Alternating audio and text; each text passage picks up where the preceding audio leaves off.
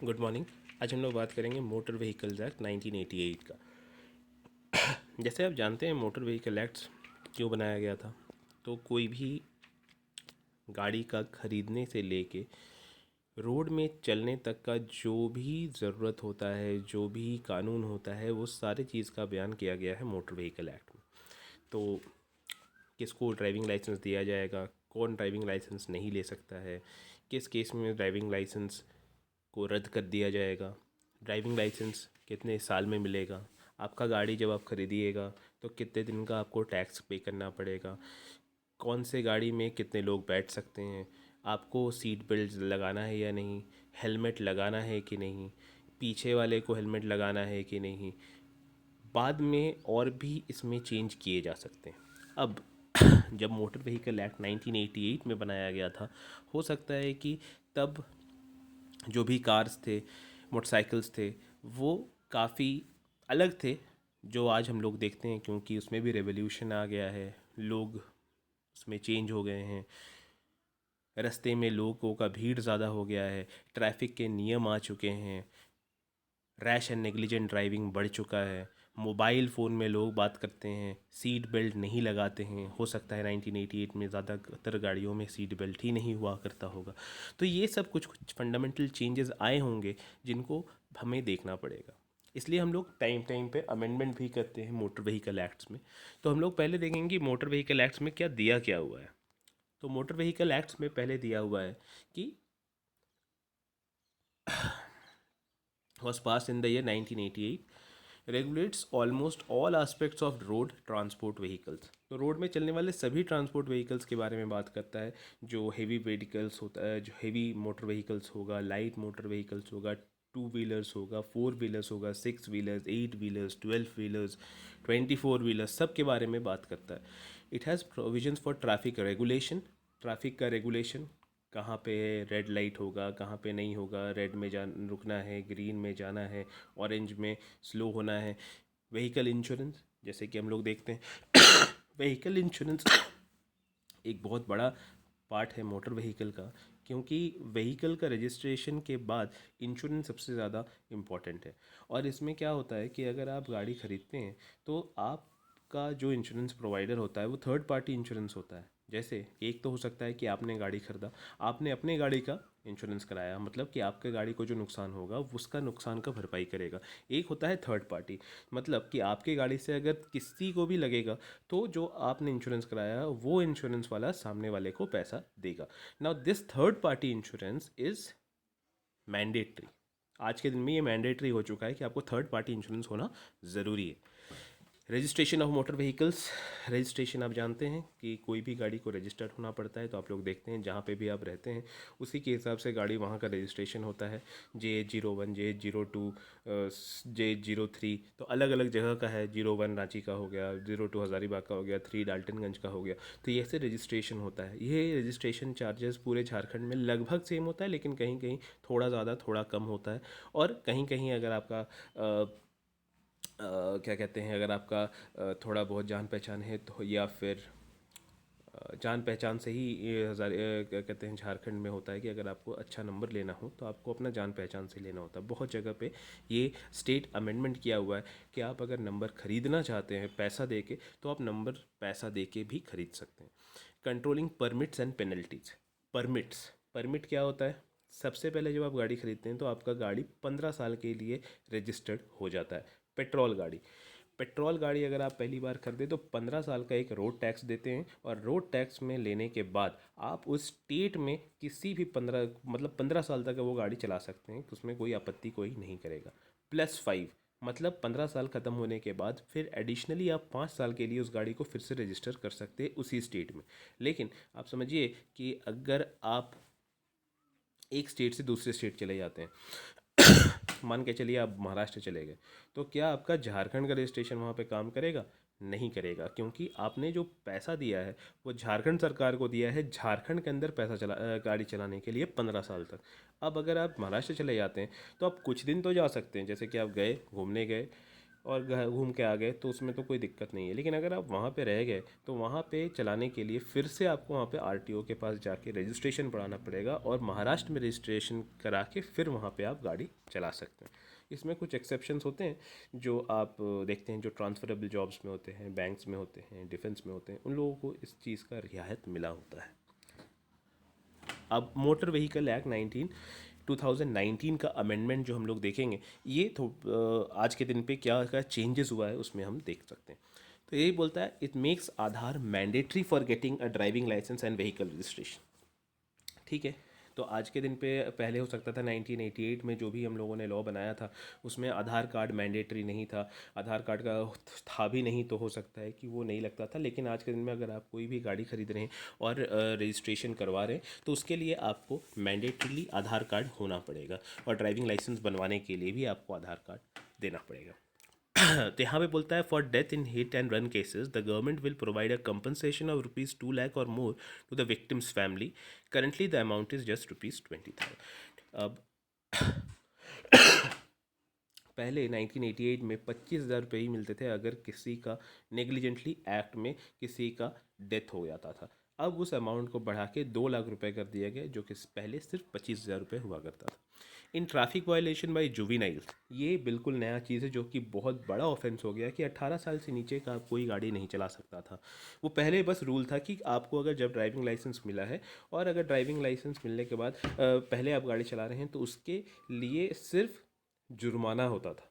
लेकिन ये बहुत बड़ा प्रॉब्लम बन गया था आज के दिन में। तो क्या किया गया इसमें कि अगर कोई जुविनाइल गार्जियन के परमिशन के बिना गाड़ी चलाता है या परमिशन दिया हो गार्जियन तो भी गाड़ी चलाता है, तो माना जाएगा कि वो जो गार्जियन है जिसके नाम पे गाड़ी है वो रेस्पॉन्सिबल होगा अगर बच सकता है अगर वो गार्जियन ये प्रूव कर सके कि ये बच्चा मेरे घर से गाड़ी बिना बताए लेके भाग गया था। नहीं तो उस गार्जियन को भी माना जाएगा कि उसने ही ट्रैफिक का वायलेशन किया है, उसने ही बच्चे को दिया है और उसके लिए उसको फाइन किया जाएगा, उसका लाइसेंस के ऊपर कार्रवाई किया जाएगा। ये पहले नहीं था। पहले सिर्फ बच्चे पे कार्रवाई होता था, फाइन दिया जाता था। लेकिन अब गार्जियन को कंपलसरीली फाइन कर दिया है कि अगर आपकी गाड़ी है तो आपको गाड़ी आपका जिम्मेदारी है और आपका जिम्मेदारी आपका बच्चा भी है, और दोनों के लिए आपको ही पनिश किया जाएगा।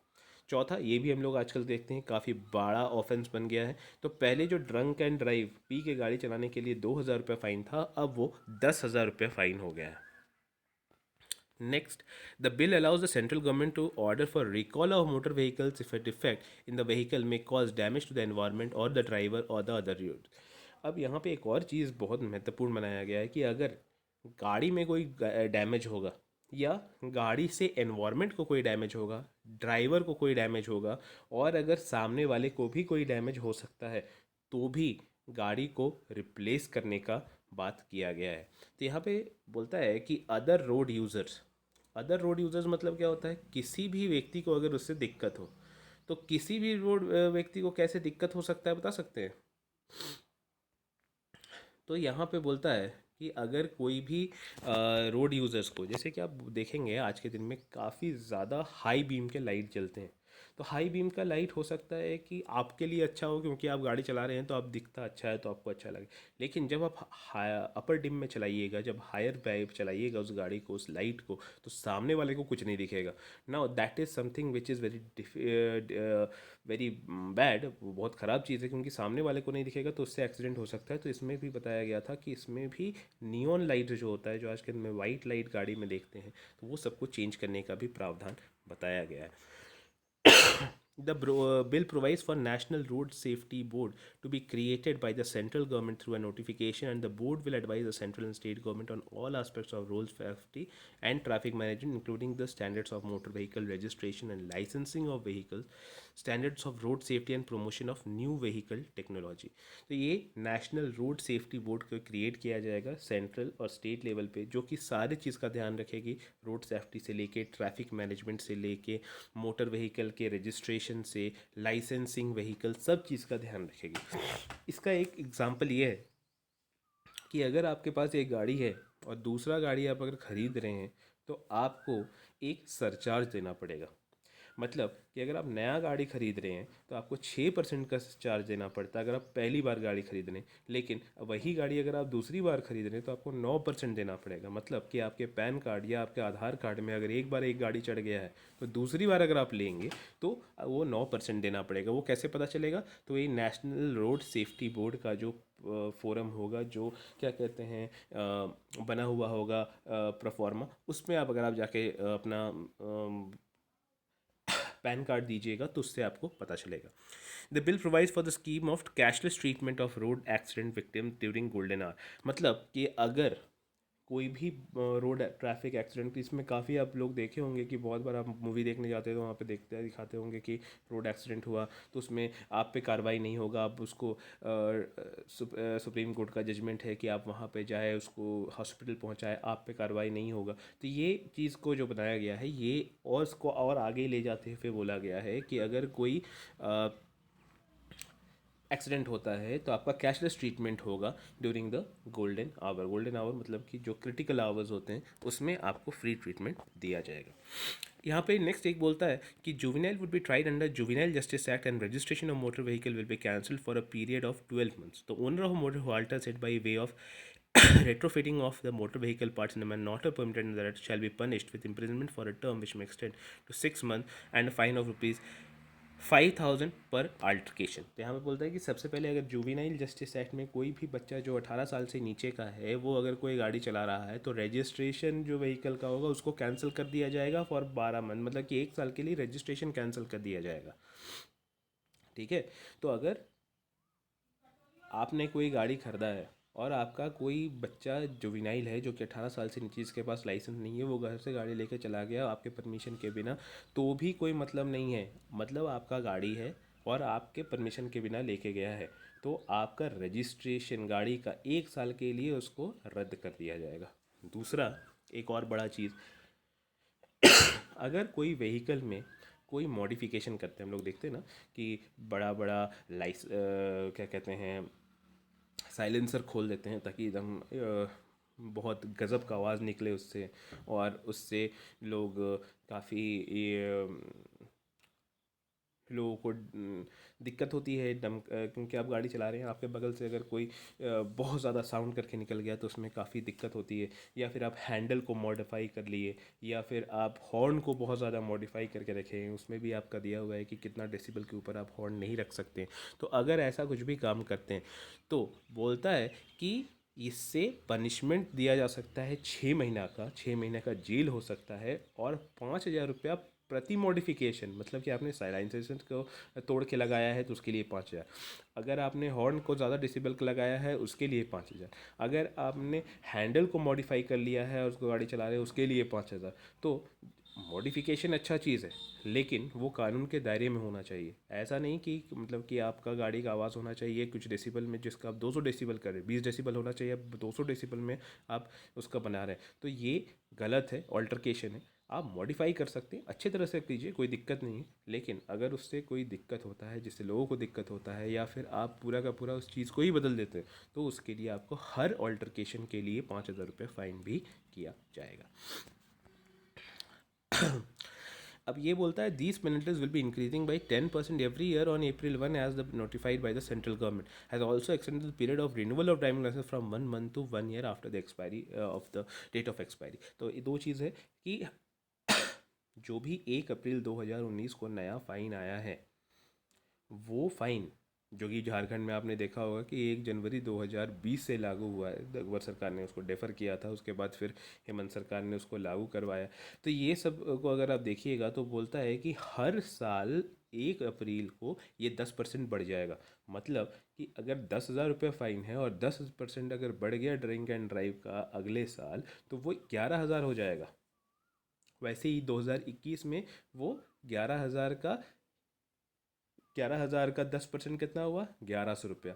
मतलब 12,100 रुपया हो जाएगा। तो हर साल ये 10% बढ़ता रहेगा एज नोटिफाइड, मतलब सेंट्रल गवर्नमेंट ने ये कहा है। दूसरा चीज़ बोलता है कि जो ड्राइविंग लाइसेंस का आपका अगर एक्सपायर हो रहा है तो वो 1 महीने में रिन्यूअल होना है। मतलब कि उसके बफर पीरियड मिलता था, मतलब कि अगर जनवरी 20 तारीख को आपका ड्राइविंग लाइसेंस एक्सपायर हो गया है, तो 20 फरवरी तक आपको उसको रिन्यू कराना का बात था 1988 के लॉ में, जो कि अब बढ़ के 1 साल का समय दिया गया है। मतलब कि जनवरी 2020 में, अगर 20 जनवरी 2020 को आपका लाइसेंस एक्सपायर कर रहा था, तो आपको 20 जनवरी 2021 से पहले उसको क्या कहते हैं, रिन्यू करवाना है। तो मतलब उसको टाइम बढ़ा के थोड़ा और समय दे दिया गया है ताकि आप उसको रिन्यू करवा लें।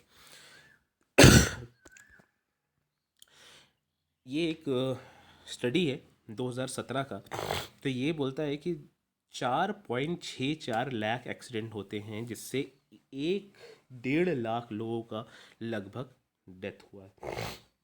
2007 में लगभग 4,64,000 एक्सीडेंट हुए हैं, जिसमें 1,47,000 लोगों का डेथ हुआ है। और ज़्यादातर, मतलब दो तिहाई, ओवर थर्ड, सॉरी, 1 तिहाई जो एक्सीडेंट्स हुए हैं वो हुआ है आपका टू व्हीलर्स का। तो टू व्हीलर्स के लाइसेंस में भी काफ़ी चेंज किया गया है। उसमें भी बोला गया है कि आपका पहले जो सिर्फ हेलमेट लगाना था जो सामने गाड़ी चला रहा है, उसको अब चेंज करके किया गया है कि जो पीछे बैठते हैं उनके लिए भी हेलमेट लगाना कंपलसरी है। ये स्टेट अमेंडमेंट है, बहुत जगह ये नहीं हुआ है, लेकिन झारखंड में अब कर दिया गया है। दिल्ली में पहले से था, हैदराबाद में अभी भी नहीं है, तो मतलब तेलंगाना में अभी भी नहीं है, पुणे महाराष्ट्र में अभी भी नहीं है। तो ये अलग अलग स्टेट इसको अलग अलग तरीके से इसको चेंज कर सकता है। तो ये कुछ कुछ चीज़ें हैं जो कि मोटर व्हीकल एक्ट्स में दिया हुआ था।